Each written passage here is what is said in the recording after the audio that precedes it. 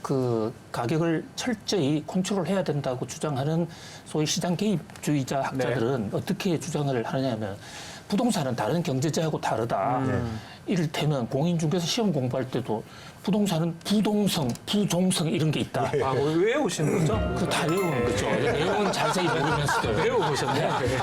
자, 그런데 그렇습니다. 그런데 그러나 다른 나라를 한번 보세요. 미국이나 유럽 또 사회주의 국가인 중국 같은 나라에도 보면 장기적으로 인더롱런에서 장기에 있어서는 결국은 공급과 수요가 가격을 결정합니다. 공급에 있어서는 민간도 중요하고 또 정부도 중요합니다.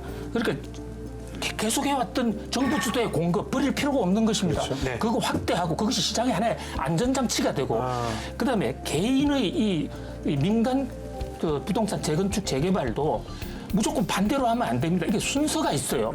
그런데 지금 전 정권이 잘못했다 그래가지고 꽉 징벌적으로 그냥 반대로. 반대로만 하면 된다?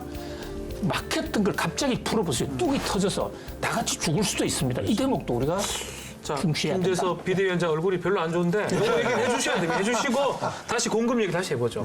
그 이제 공급이 필요하다라는 데서는 대부분 다 동감을 네. 하시는 것 같고, 근데 공급을 하는데 이게 민간 주도로 가게 되면은 가격 상승이 너무 올라갈 수 있다. 그런 얘기 하고 대신에 있습니다 지금. 또 이제 공공 뭐 임대주택이라든지 이런 공급이 좀 부족할 수 있다. 대부분 이런 문제이신 네. 것 같아요. 사실은 이제 말씀 주신 대로 국가가 조금 개입을 해서 공공성을 좀 확보하는 주택 단지들을 만들 필요가 분명히 있는데.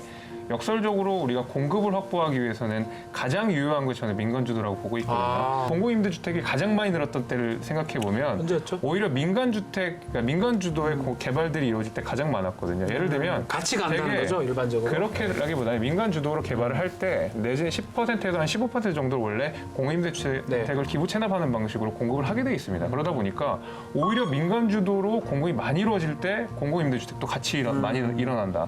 이제 이런 게 사실 이제 우리가 쌓여온 데이터를 통해서 확인할 수 있는 문제라고 좀 보고 있고, 저는 결국 이게 사실 우리가 공급이라는 요거를 보자 그러면 결국 이 문재인 정부에서 계속 공급이 안 됐다. 공급을 무조건 해야 된다.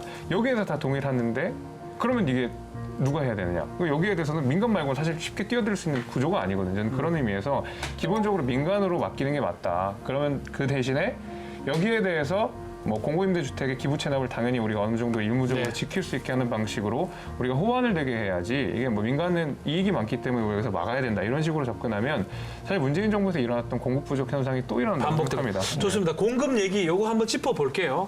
자, 지금 민간 공급 확대를 하려고 재건축 재개발을 좀 생각하는 것 같아요. 그래서 향후 5년간 250만 호를 얘기를 했고요. 수도권에 한 130만 호, 최대 150만 호까지 가능하다라고 하는데